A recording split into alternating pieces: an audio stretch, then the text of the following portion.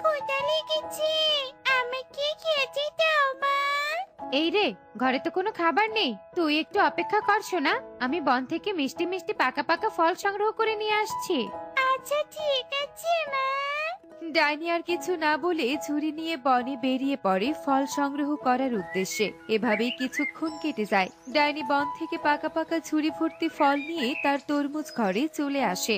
আমার লক্ষ্মী সোনা, এই যে তোর ফল এনেছি, নে মা, খেয়ে ক্ষুধা নিবারণ কর।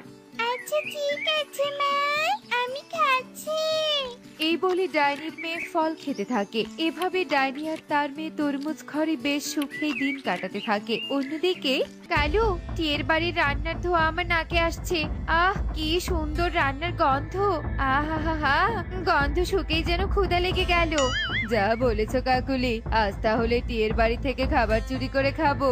চলো চলো, টিয়ের বাড়ির সামনে গিয়ে টিয়ের উপর নজর রাখি। যখনই টিয়ে বাড়ি থেকে বের হবে তখনই আমরা খাবার চুরি করব।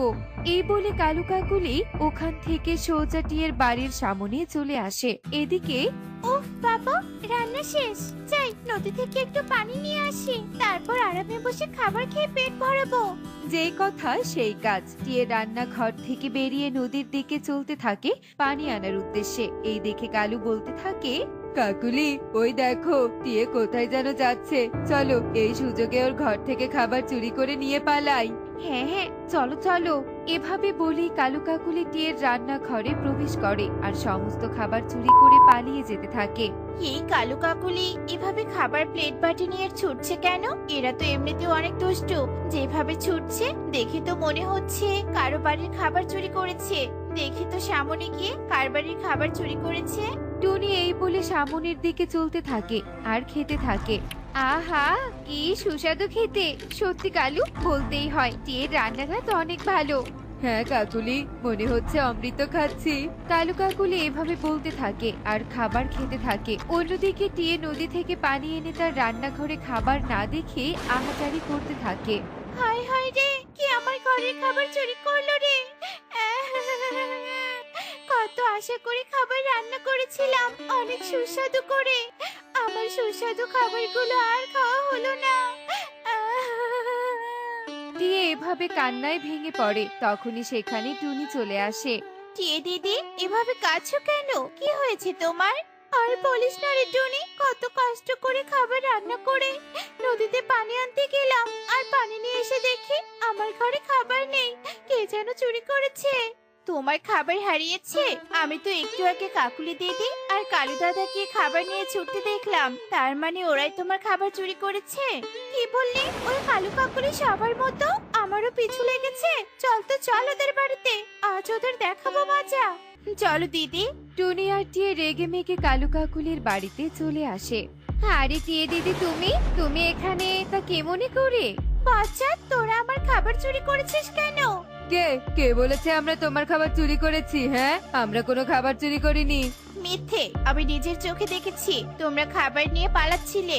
ভুল ভুল দেখেছিস তুই, আমরা কোনো খাবার চুরি করিনি। চলে যাও তোমরা এখান থেকে।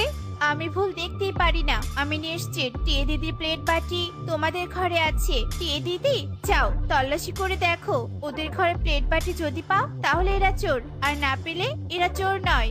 আচ্ছা ঠিক আছে। টিয়ে এই বলে কালু কাকুলির ঘরে প্রবেশ করে আর প্লেট বাটি খুঁজতে থাকে। অবশেষে টিয়ে একটা প্লেট আর একটা বাটি দেখতে পায়।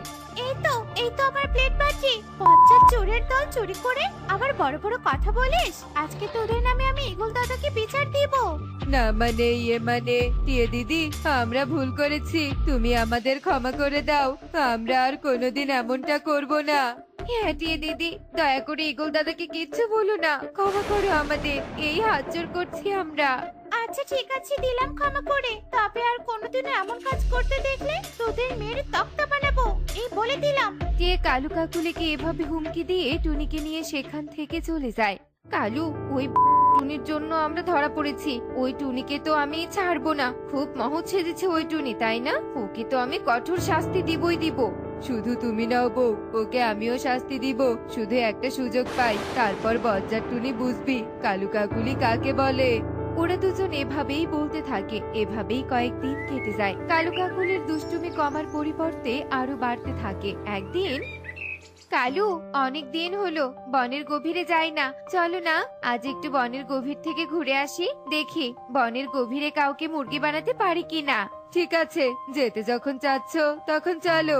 কালু কাকুলি এই বলে বনের গভীরের দিকে চলতে থাকে। কিছুক্ষণের মধ্যেই ওরা বনের গভীরে চলে আসে। কালু কাকুলি বনের গভীরের এদিক ওদিক ঘুরতে থাকে। হঠাৎ কাকুলির চোখ যায় ডাইনির তরমুজ ঘরের দিকে। কালু, ওই দেখো কি সুন্দর তরমুজ ঘর, এমন সুন্দর তরমুজ ঘর তো আমি জীবনেও দেখিনি। ওই ঘরটা আমার অনেক পছন্দ হয়েছে, ওই ঘরটা আমার চাই চাই। কালু, ঘরটা আমাকে নিয়ে দাও। ওই ঘর তোমাকে নিয়ে দিব কি করে?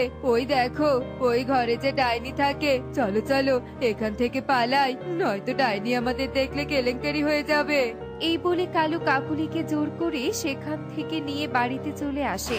কালু, আমি কোথাও শান্তি পাচ্ছি না, ওই তরমুজ ঘরটা আমার শয়নে স্বপনে ঘুরে বেড়াচ্ছে, আমি ওই ঘরটা চাই চাই। কাকুলি, বোঝার চেষ্টা করো, ওই ঘর ডাইনির। ডাইনির হাত থেকে ওই ঘর কিভাবে ছিনিয়ে নিব? ডাইনি যদি জানতে পারে তাহলে কঠোর শাস্তি দিবে। আমি কিছু বুঝতে চাই না, ওই ঘর আমার চাই মানে চাই। ওই ঘর আমাকে না এনে দিলে আমি বাপের বাড়িতে চলে যাব, এই বলে দিলাম। না বউ না, এভাবে বলো না, আমি দেখছি কি করা যায়। কালু এসব বলে বেশ চিন্তিত হয়ে ঘর থেকে বেরিয়ে পড়ে আর কিছুক্ষণের মধ্যেই বনে থাকা এক তান্ত্রিকের কাছে চলে আসে। তান্ত্রিক বাবা, আমি অনেক বিপদে পড়ে আপনার কাছে এসেছি, এই বিপদ থেকে বাঁচান আমাকে। কি রে বাচ্চু, কি বিপদে পড়েছিস? খুলে বলতে শুনি। শুনুন তবে। ও আচ্ছা, এই ব্যাপার। ডাইনির তরমুজ ঘর কেড়ে নিয়ে তোর বউ সেই তরমুজ ঘরে সংসার পাততে চায়। এই নে মন্ত্রপুত পানি, এই পানি বাহির থেকে তরমুজ ঘরে ছিটিয়ে দিলে ভেতরে থাকা ডাইনি অজ্ঞান হয়ে যাবে। আর এই নে নীল ফুল, এই ফুল অজ্ঞান ডাইনির মাথায় স্পর্শ করলে ডাইনি বোতলে বন্দি হবে, আর তারপর এই তরমুজ ঘর তোদের হয়ে যাবে। ধন্যবাদ তান্ত্রিক বাবা, এই নিন আপনার বকশিস, আমি চললাম।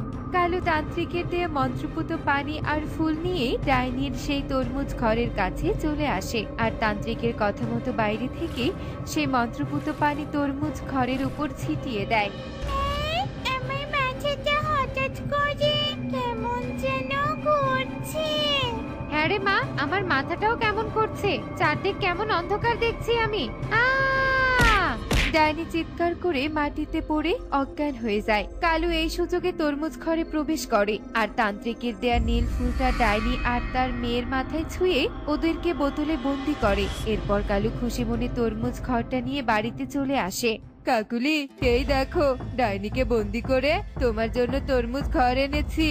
খুব ভালো করেছো কালু, তুমি আমার সব ইচ্ছে পূরণ করো, এই জন্য তোমাকে আমার এত ভালো লাগে। তো কালু, এই বোতলে বন্দি ডাইনিগুলোকে কি করবে?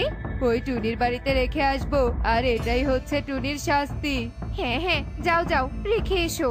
যে কথা সেই কাজ। কালু বোতল বন্দি করা অজ্ঞান ডাইনিকে টুনির ঘরে রেখে চলে যায়। এভাবেই বেশ কিছুক্ষণ কেটে যায়। টুনির ঘরে রাখা বোতলে বন্দি ডাইনির জ্ঞান ফিরে আসে।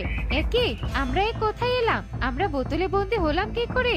হায় হায়, কে আমাদের বোতলে বন্দি করলো? আমি তো কারো ক্ষতি করিনি, তবে কে কে করলো এমন আমাদের সাথে?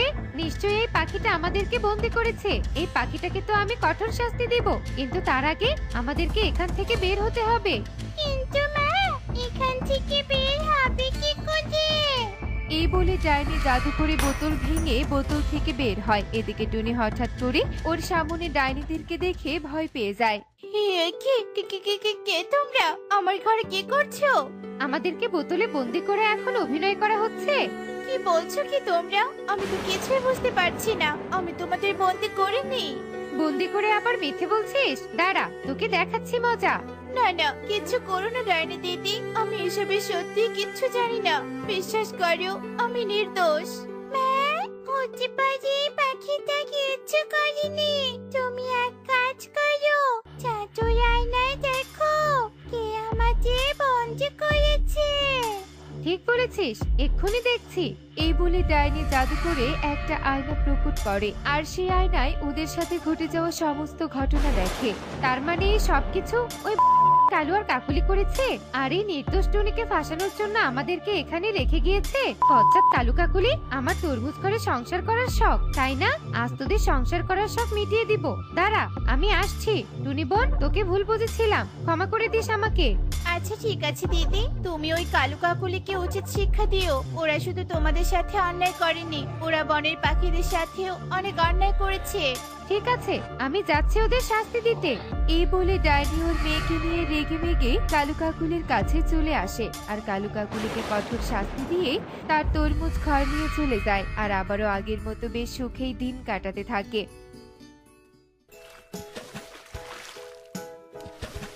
দেখলে তো বন্ধুরা, অন্যায় করলে শাস্তি পেতেই হয়, তাই আমরা কখনোই অন্যায় করব না।